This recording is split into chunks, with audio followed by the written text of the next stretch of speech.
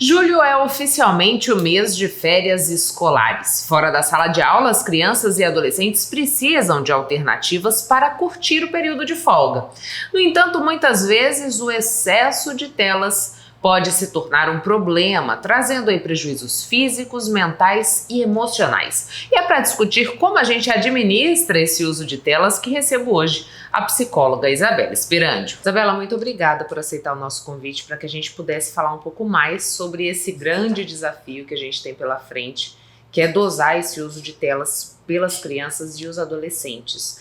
Queria que a gente pudesse começar explicando para quem está nos assistindo por que a gente precisa estabelecer regras para esse uso, né? Quais são os desdobramentos dessa livre ou desse livre consumo, digamos assim, para crianças e adolescentes? Eu quero agradecer essa oportunidade, Michele, de estar aqui presente nesse programa, né, com vocês, e realmente é um assunto muito importante, né, que a gente tem que mesmo abordar, principalmente para os pais e responsáveis. O efeito que esse uso excessivo de telas traz para crianças. A Organização Mundial da Saúde, ela fala sobre as idades, né? Qual que é a idade certa para poder utilizar. Então, de 0 a 2 anos, entre essa idade de 0 a 2 anos, não deve ter exposição a telas, que é algo que seria o ideal, seria né? Ideal, e que é difícil, né? E de 2 a 5 anos, aí no máximo 1 hora por dia, que também já é algo difícil. O desenvolvimento do cérebro, ele não depende somente da nutrição, ele também depende dos 5 sentidos, né? Então a criança, ela precisa tocar na areia, ela precisa ver os objetivos, ela precisa ouvir, sentir o cheiro, sentir o gosto. Então, esse contato com os estímulos que são ricos, que é o ouvir da voz da mãe, o brincar ao ar livre, é necessário para o desenvolvimento do cérebro da criança.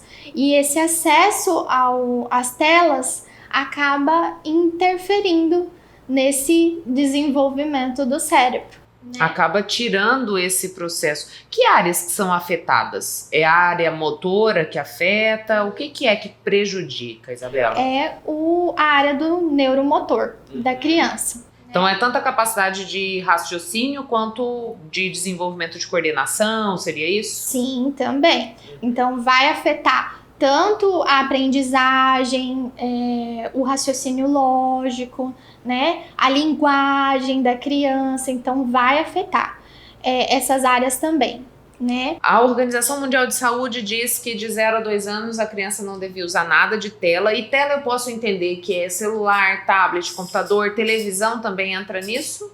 É tudo que priva a criança dessa perspectiva de vivência que você trouxe pra gente, de brincar, de conversar, de contar história, de estar ao ar livre? Ou alguma das telas é mais prejudicial? Sim, existe o celular e o tablet, ele é mais prejudicial. Por quê? Eu até dou como dica para os pais, né, para poder ajudar nessa diminuição do uso de telas, a troca do celular e do tablet pela televisão. Porque o celular e o tablet, a criança tá ali, tá no controle da criança, né? E aí ela vai conseguir rever cenas, rever sons, né? E essa repetição faz ela não compreender o início, meio e fim, que é algo que ela precisa também compreender, né? Então acaba prejudicando. E outra coisa que eu sempre falo para os pais, diminui a intensidade da luz, diminui o volume, para poder fazer uma dessensibilização, né, desse uso desses dispositivos, para tornar menos legal possível, para que aquela criança não queira utilizar com tanta frequência. A gente está falando dessa dificuldade de desenvolvimento, Isabela, mas vamos colocar nas crianças maiores, né? Se lá no início eu conseguir de alguma maneira privar essa criança de ter acesso a essas telas, chega no momento que ela vê várias pessoas em volta usando. Acredito que até observar adultos nessa posição também influencia nesse consumo, não influencia? Com certeza, né? A criança, ela vive de exemplos, né? E o nosso exemplo acaba influenciando também na vivência delas, né? Então, nós precisamos ter a regra de limites de uso e impor no nosso limite de uso também, no nosso dia a dia, né? Para que isso não acabe influenciando no dia a dia da criança e do adolescente. Essa criança cresceu, tá vendo o entorno, a gente sabe que tá todo mundo hiperconectado, né? Sejam crianças mais velhas, adolescentes, os pais, enfim. Você já disse pra gente que eles vão pelo exemplo. Mas aí essa criança passa a usar. Lá de 0 a 2 ela não usava, ficou maior, passou a usar. E você percebe que tem uma alteração comportamental na criança. Porque a partir do momento que você fala assim, olha filho, chega, vamos fazer outra coisa, vamos sair um pouco do tablet, do celular, tem uma certa agressividade. O que explica isso, Isabela? Um dos casos uma das interferências do excesso de uso de telas é a questão emocional também, né? Então pode aí interferir na irritabilidade da criança ou do adolescente, pode trazer agressividade por conta do uso excessivo de telas. Pode trazer também, porque a criança e o adolescente que tem acesso a vidas que não estão relacionadas com o que ela tem, pode estar também tendo problemas na questão da autoestima, né? Então pode aí desencadear transtornos mentais, problemas emocionais, e um deles é a agressividade, né? Tudo por influência de uso das telas. Me vi nessa situação. Qual é o caminho que eu devo percorrer para tentar reduzir essa presença da tela? A gente sabe que hoje, muitas vezes as famílias não contam com uma rede de apoio, né? O período que a criança está na escola, ela está fora da tela, mas por vezes, quando ela chega em casa, essa tela acaba funcionando meio como um suporte para que os pais possam estar trabalhando, né? A gente sabe como é o dia a dia tumultuado na maioria dos lares. Como que eu faço pensando nesse desenvolvimento do meu filho, pensando no bem-estar dele, pensando na sua saúde mental, física e emocional? Como que eu faço para reduzir isso, Isabela? Você tem dicas aí de como as pessoas que estão nos assistindo podem lidar? Além da troca e da dessensibilização, como eu citei anteriormente, é importante você ter os seus momentos com a criança, né? Então, nós temos jogos de tabuleiro, leitura de livro, música. Tem um site que eu sempre indico para os pais das crianças que vão até a clínica, que é o Tempo Junto. Lá eles dão várias dicas de atividades, são mais de 2.000 dicas de atividades, que é dividido por idade da criança, por ambiente e por situações, né? Então são várias oportunidades de atividades e jogos que a gente pode fazer com as crianças para poder diminuir esse uso de tela. Se tiver uma resistência, os pais devem persistir. Precisa, né? Eu acho que é importante ter regras, né? Estabelecer limites de uso. Vai utilizar tantas horas por dia e cumprir com o combinado, né? Até para que aquela criança não confunda o sentido de você fazer um combinado com ela. Se você fez um combinado, precisa ser firme e cumprir com aquilo que você acordou com a criança. Essa lógica dos combinados, a gente teria um tempo que seria ideal, Isabela? Você falou um pouquinho do que a OMS preconiza, que seria 0 de 0 a 2 anos. Depois desse período existem tempos que são recomendados, porque também não dá pra gente privar a criança totalmente disso, porque faz parte do nosso dia a dia, né? Sim. Com certeza, como você disse, isso faz parte do nosso dia a dia, então tentar ao máximo a gente não conseguir com que essas crianças fiquem expostas à tela, de acordo também com as nossas limitações, né? Então eu acho que vai de cada um, né? A gente está num período de férias, a gente pode dizer também que existem as opções de colônia de férias, que a gente pode levar a criança para estar envolvida com outras crianças também, que ajudam nesse desenvolvimento e nessa não dependência, digamos assim, né? É isso mesmo, é uma ótima ideia para poder desenvolver e estimular áreas na criança que são essenciais e que tira elas do excesso de telas, né? A gente falava, Isabela, antes de começar a entrevista, eu acho importante a gente reforçar, salientar isso, trazer para quem está nos assistindo. Você falava do efeito que a tela tem no cérebro da criança, que esse efeito se assemelha ao efeito que a droga causa no cérebro. Você pode explicar um pouquinho mais como que funciona isso? O efeito do uso de telas vai estimular o hormônio da dopamina em nós. Então, quanto mais estímulos na tela a gente tiver, mais estímulos do hormônio da dopamina nós vamos ter e mais dependências nós iremos ter daquela tela, que se assemelha ao hormônio de quem é dependente, né? Químico. A gente viu uma novela recentemente abordar essa questão de um menino que era dependente de jogos. Isso tem sido comum, Isabela? O que você percebe, né? Aqui em Mato Grosso, já chegou algum caso na sua clínica, por exemplo, da gente ter que ter uma interferência profissional, talvez medicamentosa, para lidar com quadros como esse? Sim, tem aumentado cada vez mais o número de dependentes de jogos eletrônicos, de tela, né?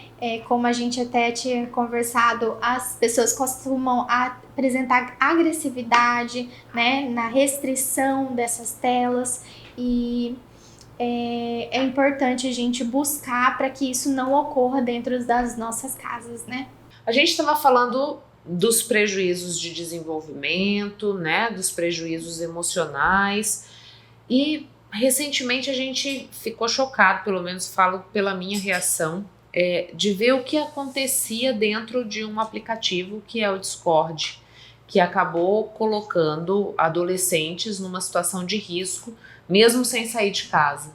Então a gente viu meninas que cometiam automutilação por serem pressionadas por um grupo e diversas outras situações, chegando até a casos de agressões sexuais e tudo mais. Essa também é uma preocupação que deve estar presente nesse consumo de tela, Isabela? Sim, com certeza.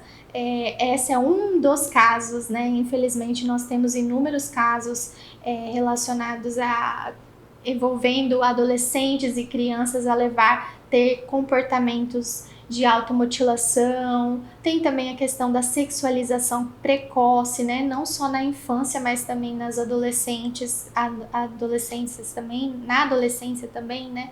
Então, são coisas que a gente precisa se atentar e por isso é importante o acompanhamento dos pais para ver o que o seu filho está tendo acesso na internet, né? E como que eu faço isso? Porque por vezes o adolescente principalmente vai dizer assim, mas você está invadindo a minha privacidade. Como que eu devo lidar com essa situação? Porque assim, também parte de um combinado, existem aplicativos que a gente pode usar para fazer esse monitoramento. O que você aconselha no encaminhamento dessa questão mesmo? Eu acredito que o ideal é você ter já de início uma conversa com o seu filho, né? E já impor acordos que até o momento você vai estar sempre monitorando para ter um acompanhamento. E se porventura não conseguir fazer esse acordo, né? Se no último caso não conseguir, aí intervir com os aplicativos. Isabela, outra coisa que eu queria questionar para você é o seguinte, eu tenho percebido que está cada vez mais recorrente, isso porque eu convivo com adolescentes, convivo com crianças, deles estarem sempre em busca de vários estímulos ao mesmo tempo. Então tá jogando videogame na televisão, mas ao mesmo tempo tá com fone de ouvido, ouvindo um vídeo que tá rolando no celular e ainda tá numa ligação com um amigo que ou tá jogando ali junto, jogando online, enfim. Isso denuncia uma situação de risco e quais são os prejuízos dessa dessa necessidade de hiperestimulação? Esse número grande de estimulação traz extremo prejuízo. Nesses casos, já são casos que precisam ser acompanhados. Por quê? Ele afeta o desenvolvimento do cérebro. Existem estudos que comprovam que as crianças hoje em dia estão menos felizes pelo número de estímulos que são feitos proporcionados pelo uso de telas. Isso porque eu busco replicar no meu dia a dia essa hiperestimulação e por vezes eu não consigo em situações que são normais do dia a dia, né? Seria por isso? Seria por isso também e também pelo alto estímulo de hormônio da dopamina. No nosso dia a dia nós não conseguimos esse número tão... Não replica, né? Não conseguimos replicar. Isso diz também sobre essa dificuldade, por exemplo, na escola, porque aí tudo é chato, nada me interessa mais. É um comparativo também. Tudo fica ocioso, né? Isabela, para a gente concluir a nossa entrevista, queria que você deixasse um recado para quem está nos assistindo, que se viu nessa situação, que se reconheceu nesses quadros que a gente trouxe como exemplo, do que essa pessoa deve fazer primeiro. Se você que identificou que dentro da sua casa você está tendo essas dificuldades e esse uso excessivo de telas por filhos ou por quem você é responsável, é importante que você tente conversar, tente entrar em um acordo para que comece aí a alterar a quantidade de uso dessas telas e aumentar e estimular para que aquela criança ou que aquele adolescente tenha o contato direto com objetos, então com outras atividades que não tenha necessidade de utilizar o eletrônico, né? O dispositivo eletrônico. Então, estimular atividades sensoriais, jogos, que não precise do uso de telas, leitura de livros, músicas e entre outras opções. Muito obrigada, Isabela, pelas informações aqui no Papo. Obrigada eu, Michele. Foi um prazer estar com vocês. Estamos de volta e o coletivo audiovisual LGBTQIAPN+, MT Queer, lançou no último dia 17 as inscrições para a terceira edição do reality Queer Fire. O participante que vencer essa temporada ganhará prêmio em dinheiro, uma bolsa de estudos integral de nível superior e 6 meses de contrato com a agência Spot, de publicidade e marketing pessoal. E para falar mais sobre essa iniciativa, é que recebo aqui no Papo com ela o produtor executivo do MT Queer, Iago Conrado. Iago, muito obrigada por aceitar o nosso convite para que a gente pudesse falar mais dessa terceira edição do reality que o MT Queer organiza aqui em Mato Grosso. Como que surge essa ideia e qual que é o propósito final disso, né? É ser só entretenimento? É agregar valor à comunidade? Como que vocês pensaram nesse reality? Na verdade, hoje o MT Queer é o maior canal de audiovisual do Centro-Oeste, né? E a gente surgiu porque a gente sentia falta da representatividade da comunidade queer, LGBT, no audiovisual, né? No cinema, nas grandes mídias, nas telas. E aí foi no auge dos realities que estavam acontecendo. A gente estava numa casa lá em Chapada, que era de 2 andares. A gente falou assim, nós podemos ter o nosso reality também. A gente pode fazer uma coisa diferente, gerar sim entretenimento, porque todo reality tem entretenimento, mas com o objetivo final de incluir uma dessas pessoas no curso de ensino superior, né, que é o prêmio final. E aí o objetivo de fato hoje do Queer Fire, do reality, é capacitar essas pessoas, né? A gente tem as dinâmicas, tem muita gritaria, muita confusão, que... Olha, eu te falar, eu sou apresentador do reality e é complicado, mas é muito gostoso de ver e assistir. Só que o objetivo de fato é capacitar essas pessoas, capacitar a comunidade LGBT, né, para incluir elas no mercado de audiovisual, no mercado de trabalho. Então hoje é muito difícil para quem tem o ensino médio conseguir um emprego, né, e ter um ensino superior já é um pouco melhor, a gente tem um leque de oportunidades. E também a gente pode ser um pouco realista, né, para a pessoa, para um gay, para uma mulher trans, para o LGBT, é muito difícil também a inclusão no mercado de trabalho, né, ainda tem essa resistência, né, não sei porquê. Na verdade eu sei porquê, né? Homofobia, transfobia. Então, capacitando essas pessoas, a gente mostra que as pessoas da nossa comunidade, elas são qualificadas o suficiente para estar naquela vaga de gerência, naquela vaga de chefe, de liderança. Então, o Queer Fire, ele gera muito entretenimento, mas o objetivo é capacitar, né, e o campeão, no caso dessa edição, e ter uma premiação em dinheiro também para poder dar uma ajudinha ali de custo. E me diz uma coisa, Iago, você falou pra gente, né, eu sei porque é difícil essa inclusão no mercado de trabalho, porque a gente ainda tem a homofobia, a transfobia, a gente vê isso, inclusive, nos nossos representantes em Brasília, na Assembleia Legislativa, enfim. O reality, ele também traz essa proposta de mostrar um pouco mais de como vive a comunidade, de tentar trazer essa aproximação, quebrar essa barreira que muitas vezes se coloca por conta desse preconceito que ainda é vigente? Sim, a gente tem um termo, né? A gente até chama algumas cotas héteros, a gente fala brincando. O termo queer, a tradução do queer é estranho. Né? Então, o termo queer ele foi usado por muito tempo de forma pejorativa para classificar as pessoas LGBTs. Né? Então, tipo assim, essa pessoa queer, uma pessoa estranha. E a gente se apropriou dessa palavra pra gente. E sim, é bom ser estranho. É bom ser diferente. Eu não quero ser mais uma pessoa padrão que a sociedade impõe. E aí a gente trabalha muito nisso. Nas nossas primeiras edições, nós tivemos Luísa Lamar, que é uma grande artista aqui do estado, e ela trouxe um pouco pra gente, né, sobre a representatividade das mulheres trans. A gente tem as pessoas, todas as siglinhas a gente tenta, né, às vezes, na verdade as pessoas às vezes não se inscrevem, né, porque tem medo de se expor, porque a gente ativa o pior também de cada um dentro do reality, né? São 7 dias convivendo com pessoas desconhecidas, com costumes diferentes, e aí a gente mostra esses dois lados, né, o lado da humanização da pessoa enquanto LGBT. A gente tem essas vivências. Nessa terceira edição a gente vai ter uma dinâmica diferenciada que tem alguns papos mais reflexivos, que é para poder levar as pessoas a contar suas histórias, como que ela chegou até o reality, né, como que foi a sua história. Porque cada um de nós temos uma história. Hoje eu sou Iago, hoje eu sou empresário, sou produtor, mas eu já tive história. Eu saí lá do Goiás, lá do interior do Goiás, de Lusiânia, minha família bem humilde, e hoje eu estou no lugar onde eu estou, mas tive toda uma trajetória, um passo a passo para estar aqui hoje, conquistar esse espaço. Eu conquistei nesse estado maravilhoso que a gente tem que falar. Mato Grosso é um estado maravilhoso. Cuiabá, né, é um município bem caloroso, bem quente e acolhedor.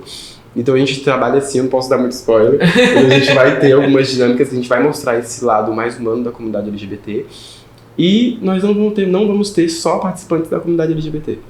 Como nós somos queer, como eu falei, o termo queer é estranho. Qualquer pessoa que se sente diferente do padrão que a sociedade impõe, ela entra no queer. Tem vaga. Né? Então tem vaga. Então, tipo assim, a gente já tem inclusive pessoas inscritas, a gente lançou ontem as inscrições, eu saí de casa e estávamos com 42 inscrições.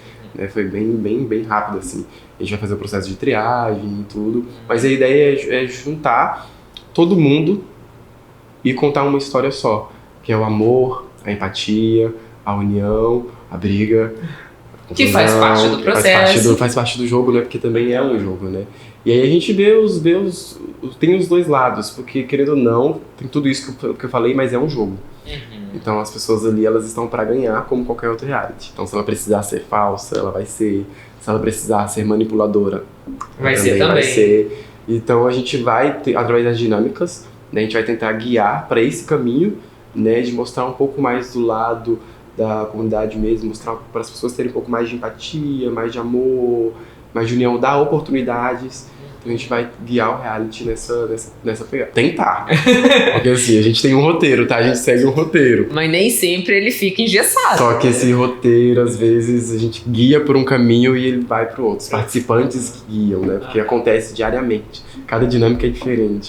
Cada eliminado é diferente, é uma história diferente, que tem que ser outra narrativa. E é isso. E Iago, você disse pra gente, as inscrições abriram no dia 17, seguem até o dia 3. Como que vocês vão fazer essa peneira? São quantos participantes, enfim, que vão estar nessa casa em Várzea Grande, vivenciando esses 7 dias aí do reality? Serão 13 participantes, que a gente vai confinar. Nós vamos começar a partir do dia 4, nós vamos começar a seleção. Então nós vamos ter, normalmente, ali fazer a triagem das pessoas inscritas, e aí a gente vai entrar em contato com cada um dela via um Zoom, e aí a gente vai começar a entrevista. E através dessas entrevistas a gente consegue colher mais informações que as pessoas não conseguiram colocar no formulário, e aí a gente vai fazendo a triagem para ver se encaixa nos perfis que a gente já selecionou. Porque a gente já pré-selecionou alguns perfis que a gente quer para essa edição. Então a gente vai buscando agora as pessoas que se encaixam nesses perfis para formar essa grande temporada. E, Iago, quando a gente... São 13 pessoas, comunidade LGBTQIAP+, e quem se considera estranho aos olhos da sociedade. São quantas vagas reservadas para quem se considera queer? Na verdade, não tem um número? Não tem essa regra. A gente vai selecionando, obviamente, né, que os maiores inscritos são da comunidade LGBT, mas já temos ali uns 3 héteros inscritos, já posso dar esse spoiler, e sim, nós vamos ter, né, um hétero no grupo, talvez uma mulher também, cis. Tem possibilidade de ter até um bolsominion, tá? Desculpa aí, mas tem possibilidade de ter até um bolsominion. E é legal também a gente trazer essa proposta, porque a gente apresenta as vivências, né? Porque eu tenho colegas que são apoiadores do ex-presidente, só que cada um tem a sua opinião, né? A gente tem que respeitar. Eu não concordo. O grande problema é o extremismo, né? Exatamente, é nesse caminho, é o extremismo. E aí é interessante a gente também ouvir o outro lado, o lado desse participante que quer entrar enquanto um eleitor do ex-presidente. E aí, lógico que ele vai ser possivelmente massacrado dentro desse reality, mas faz parte do jogo. Mas é interessante a gente ver também esse lado dele. Ou a gente vai amar ele ou a gente vai odiar ele. Mas é tentar conviver com essa diferença, né? E na verdade levar nesse caminho, mostrar que é possível sim, né, essas duas vertentes viver em paz, né? Viver juntos ali, andar numa linha tênue. Eu vou falar aquele papo, eu tenho vários amigos que são eleitores do ex-presidente, mas aí, tá tudo certo. Tá tudo certo. E aí a gente tá realmente classificando assim essa edição pra gente ter diversidade. A gente quer diversidade em todo o ramo. A gente tem uma pessoa que vai vir do ramo empresarial, né, que a gente já tá ali olhando que se inscreveu. A gente as inscrições abriram ontem, a gente já deu uma olhada, a gente já tem as pessoas ali as preferidinhas, assim, que estão se encaixando nos perfis. Então pode ser que a gente já tenha algumas pessoas aí pré-selecionadas através desse primeiro dia. A gente está chegando na terceira edição. Como você disse no começo da entrevista, o grande propósito é conseguir ofertar um curso superior para esse participante vencedor, fazer com que esse ingresso no mercado de trabalho fique mais fácil. O que a gente já tem de balanço da primeira edição para essa terceira? A gente já teve formados, essas pessoas já estão no mercado, como que tá isso? Na primeira edição, quem ganhou foi a Luana, né? A Luana é uma lésbica de Várzea Grande. Ela é muito engraçada porque as votações, elas são através das redes sociais do MTQ, a eliminação no Instagram. E de todos os participantes, a Luana era que tinha tipo 120 seguidores. E aí ela foi eliminando todas as gays. A gente falou assim, ela foi eliminando todas uma por uma. E chegou na final, ela ganhou com 1 voto de diferença. Nessa primeira edição, nós não tivemos apoio de uma universidade, porque nós somos um grupo independente, né? Então a gente não faz com nenhuma emenda parlamentar, com nenhum recurso público. A gente faz com recursos próprios e apoios. Então na primeira edição não teve, né, um bolsa de estudos. Ela recebeu o troféu e recebeu o papel de um protagonista num das nossas produções do nosso canal, que chama Teodora, inclusive, que é muito bom. E já na segunda edição, o rapaz está se formando agora, né, que é o Igor. Ele fez marketing, né, ele está se formando em marketing já. E é muito gratificante, ele já está se incluindo no mercado. Hoje em dia ele trabalha no shopping, mas agora como ele vai se formar, ele já está vendo as portas estão abrindo, porque tem oportunidades, mas tem oportunidades para quem tem formação. A formação. E é por isso que a gente quer girar essa chave. Então, tipo assim, o objetivo... Hoje a gente está dando uma bolsa de estudos. Futuramente a gente pode estar dando 2, 3 bolsas de estudos, depende dos nossos patrocinadores, né? E o objetivo é justamente girar essa chave para essas pessoas da comunidade e mostrar, né, a cada edição que é possível sim um jovem da periferia se formar, ter uma graduação, ter um ensino superior. Porque hoje em dia é muito difícil. Inclusive do próprio Igor, a gente escutou da boca dele, ele falou assim, olha, eu nunca na minha vida tive a perspectiva de fazer o ensino superior. Era isso que eu ia te questionar, porque como a gente sabe que tem todo um comportamento social que acaba jogando a comunidade para exclusão, por vezes a gente tem evasão escolar, então chegar no ensino superior é muito difícil. Quando você chegou para os participantes, ou quando foi anunciado, olha, a gente vai ter como prêmio final uma bolsa de ensino superior, qual que foi a reação? Nossa, eu fiquei arrepiado só de falar, que todo mundo ficou tipo assim, era muito sobre esse, já sei o que eu quero fazer isso, quero fazer aquilo, quero fazer isso, e 70% deles falaram bem assim, eu sempre quis fazer, mas eu nunca tive condição, porque eu recebo o salário mínimo, eu pago R$400 de aluguel, mais 100 e pouco de água, mais 100 e pouco de luz, e o resto eu faço a alimentação de casa, me sobra R$200 no mês. Então não tem como mesmo, ou passa numa pública, ou não faz. E aí tem aquela questão, se você passa numa pública, você tem que deixar o seu emprego de lado, né? Querendo ou não, hoje em dia, a maioria das universidades públicas são de tempo integral, né? Então, é aquilo. E aí, eu vou escolher a faculdade, vou escolher o meu serviço, vou escolher sobreviver, né? Então, é muito complicado ainda.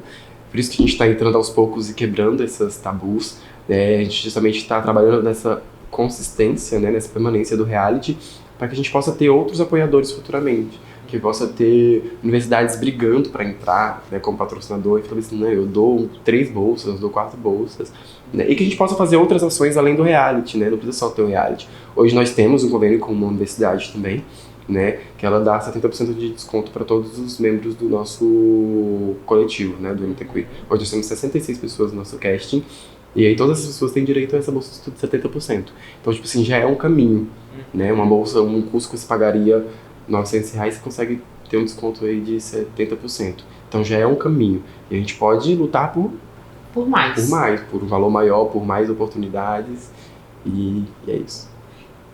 66 pessoas envolvidas no MT Queer, que é o coletivo. Tem quanto tempo de estrada já esse coletivo? E o que você vê? 5 anos. E qual que é o impacto que ele já causou em Mato Grosso? Nossa, nós temos 5 anos. Eu entrei tem menos tempo. Quando eu entrei já existia o MT Queer, né? E é muito interessante essa pergunta do impacto que a gente causa no Mato Grosso, porque a gente ainda está se descobrindo nesse ponto, porque cada ano que gira é uma chave nova. A gente sabe o impacto que a gente causa para os nossos membros do nosso coletivo, porque o MT Queer não é só um canal no YouTube que posta filmes e que bomba, que é um dos mais vistos do Centro-Oeste. Não, a gente trabalha com pessoas, né? Então a gente tem pessoas que, inclusive, na maioria das vezes estão em situação vulnerável, que às vezes não está muito bem da cabeça. Então a gente trabalha com pessoas que a gente tem que estar diariamente tendo cuidado, porque tem muitas pessoas que têm depressão, ansiedade, N coisas. Então a gente tem uma causa social muito grande dentro do MT Queer, que é acolher pessoas e cuidar dessas pessoas. Porque é muito bonito eu sair por aí falando assim, eu tenho um grupo com cash de 66 pessoas. Tá, mas você cuida dessas 66 pessoas. E vocês, enquanto líderes desses grupos, vocês dão carinho, amor e atenção para essas 66 pessoas? Por mais que seja um trabalho voluntário, né? Já diz aí, a gente tem muito isso com a gente. O voluntário, ele não deixa de ser um trabalho. Sim. Ele é um trabalho também. Que por vezes exige muito mais da gente. Exige muito mais. E aí a gente tem todo esse cuidado, esse carinho, essa atenção com essa pessoa. A gente tem um impacto muito grande dentro do MT Queer.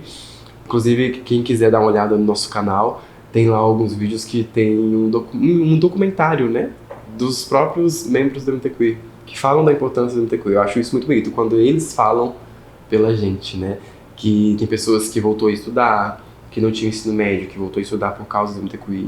Tem pessoas que o sonho era entrar na MT Escola de Teatro, e aí a gente sentou lá, fez inscrição, ajudou na carta de intenção e hoje está se formando na MT Escola de Teatro. Agora nessa segunda leva, agora tiraram notas ótimas para entrar uma galera do MT Queer. Pessoas que estão se formando fizeram o EJA, né? EJA, SEJA, se não me engano aqui, que estão voltando a ter esse amor pela vida e ter a visão de crescer. Porque a gente também fala bem assim, olha, a gente tem as promoções dentro do MT Queer, né? As pessoas que vão se destacando, a gente vai subindo para a diretoria. A diretoria, ela pode ser uma coisa muito, muito ampla, muito grande. Tem a direção geral, que é o Elton, Eloá e eu, que é marketing, gestão e criação, que são os 3 pilares importantes de um negócio. E aí a gente tem abaixo de nós os outros diretores, São diretores de núcleo, diretores de comunicação, diretor de marketing, diretor de elenco.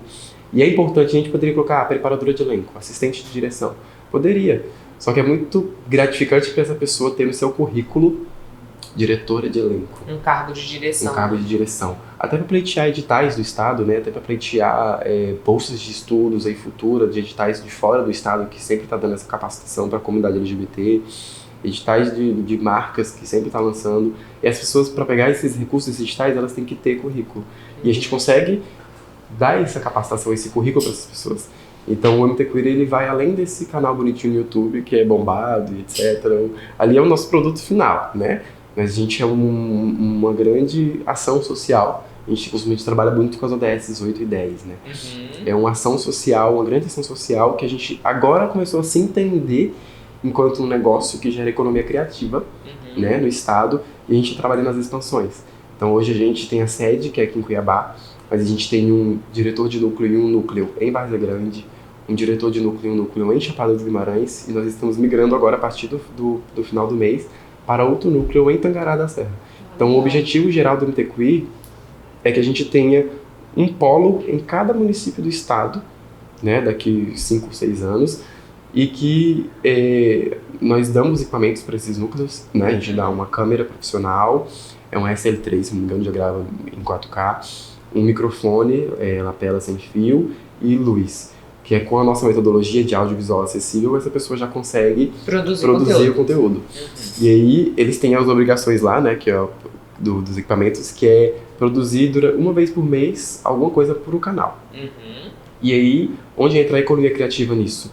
Aquele núcleo, ele pode agir dentro do município dele enquanto uma produtora, através do nosso CNPJ. Enquanto uma produtora, ela pode fazer uma propaganda para o comércio X, ela pode fazer uma propaganda para a tia do açaí da esquina, para a pizzaria, que gera economia criativa e aquela pessoa começa a ter uma renda extra com o que gosta de fazer, que é o audiovisual. Então a gente faz essa capacitação de audiovisual acessível. Inclusive as pessoas não acreditam que a gente faz a edição dos nossos filmes pelo celular, pelo smartphone, mas é possível e é ótimo, inclusive, é muito mais prático.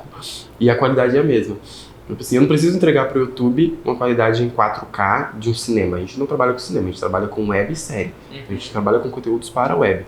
A web e o YouTube nem entrega 4K. Na verdade, quem é que tem a televisão 4K hoje, né? É muito difícil as pessoas terem uma televisão 4K. Então a gente está nesse caminho aí hoje de um grande negócio, né? De pegar essas pessoas, de fato, de capacitar essas pessoas, treiná-las e colocar no mercado de trabalho, de fato, através dos seus municípios e através dos núcleos. Iago, muito obrigada pelas informações aqui no Papo, que o MT Queer possa se expandir, chegar aos 141 municípios de Mato Grosso, que a gente veja essa transformação pela educação que vocês preconizam tanto. Obrigado. Que a gente tem um olho dominante ou olho de mira, todo mundo sabe. Mas sabia que esse olho pode interferir no que você deseja passar com a sua imagem? De posse dessa informação, é possível ser ainda mais intencional. Confira. Há 2 anos, a Ellen iniciou uma rotina nas redes sociais de produção de conteúdo em vídeo e, com isso, sentiu a necessidade de procurar uma profissional que pudesse realizar uma transformação em seus cabelos, que na época estavam bastante escuros. Quando eu comecei a gravar, eu não estava gostando da imagem que eu estava transmitindo. Parecia mais envelhecido, mais cansada, pelo aspecto muito escuro do cabelo. E aí, quando eu procurei a Carol, ela veio, a primeira pergunta que ela me fez, qual imagem você quer transmitir? E aí eu falei para ela que eu queria um ar mais jovial, mais que passasse segurança. E aí a gente começou esse trabalho, justamente para... Ela falou, olha, um cabelo muito escuro para quem está na rede social não é interessante, eu estava passando por uma transição de cabelo, né? Então eu alisei, eu estava também me descobrindo no cacheado novamente. E aí a gente começou todo esse processo, justamente para trazer um ar mais profissional, bonito, né, feminino, e que também tivesse essa questão de trazer a segurança de um profissional capacitado. Para a mudança profissional da nutricionista, a especialista em visagismo, Carol Bispo, utilizou entre as técnicas conhecer o olho dominante da cliente, antes de dar início à transformação. O olho dominante, eu caracterizo ele como o olhar do poder mesmo, porque através desse olhar você consegue transmitir credibilidade. Eu falo que é o olho que fecha negócios, né? Então, assim, ele é um olhar que fica sempre estabilizado, que aí vem a linha dos arquétipos. Então, linhas verticais são linhas de segurança e que também está ligado ao temperamento colérico, que é o que transmite segurança e poder. E você sinalizando o lado do olho dominante, você consegue segurar numa comunicação visual uma conversa. Então, vender, convencer e gerar vários benefícios. Se minha intenção é transmitir mistério, conquista, é o olho máscara. No caso, o meu olho máscara é o esquerdo. Se eu quero transmitir segurança, credibilidade, força, convencimento, aí é o olho dominante, que é o olhar do poder, que no meu caso é o direito. A especialista explica que, na maioria dos casos, o olho dominante está ligado a um dos 4 temperamentos: colérico, sanguíneo, fleumático ou melancólico. Eu tenho observado que essa pessoa que não consegue identificar o lado que ela se sinta melhor, geralmente é o lado esquerdo. E está muito ligado também ao temperamento sanguíneo. Não são todos, mas está ligado ao temperamento sanguíneo.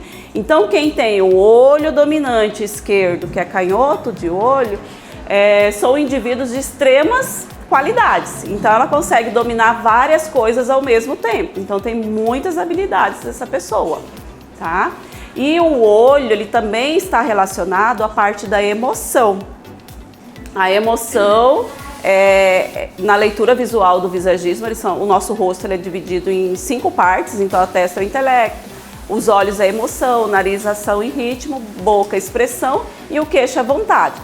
Então, temos a Ellen aqui, que ela tem um olhar do colérico, porque os olhos dela são grandes. Então, esse olhar, ele comunica com muita intensidade, é muito transparente a emoção do colérico. Então, eu tô triste, ele expressa essa emoção através do olhar. Então, ele não consegue disfarçar a emoção dele.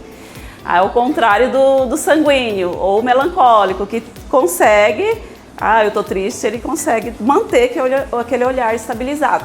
Então, o olho ele tem muito poder e ele comunica de uma forma muito poderosa através da imagem. Conhecendo o seu olho dominante, você pode trabalhar de forma melhor até mesmo as fotos profissionais, que neste ano estão em alta, principalmente para a criação de e-books e redes sociais. O olho dominante, por ele ser uma linha estabilizada, uma linha que transmite segurança, nas fotos principalmente, eles ficam melhores, as posições. Então é aquele olhar onde a pessoa dá aquela observada, fala, nossa, que olhar profundo, que olhar poderoso que essa pessoa tem.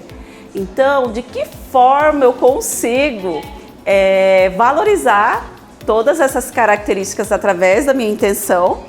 É o cabelo. É o cabelo que sinaliza. Eu já sei que o meu olho dominante é o direito. Eu, Carol Bispo, meu olho é dominante à direita. Então, meu cabelo está propositalmente virado todo para a direita. E onde eu me sinto também estabilizada neurologicamente. Então, isso tem até um peso na parte neurológica. Então, é um olhar que traz estabilidade, onde a pessoa admira e fala, nossa, que pessoa admirável. E hoje eu uso muito isso, porque quando eu tô no meu dia a dia, eu tô virando ele mais pro lado máscara. Você tá conectando com a família e tudo. Mas quando eu vou gravar nas redes sociais, estou numa entrevista, assim, aí eu viro pro meu lado dominante, porque eu já tenho um olhar mais profundo, as pessoas já me falam. Então, quando eu quero acentuar mais isso, eu coloco o cabelo pro lado mais dominante. Eu falo quando uma imagem, ela tem estratégia, você não precisa se desgastar tanto na parte da comunicação, tanto da vestimenta e como visual. Então, você fazendo esse conjunto, você encontra as portas abertas em todos os setores. Quer desfazer uma sociedade, mas a empresa está com dívidas? No Papo e Negócios de hoje, a nossa equipe traz sugestões de como encerrar essa parceria sem encarar muitos problemas. Desde 2019, com a Lei da Liberdade Econômica, é possível dar baixas nas empresas, mesmo elas estando com débitos. Todo o valor da dívida passa do CNPJ para o CPF.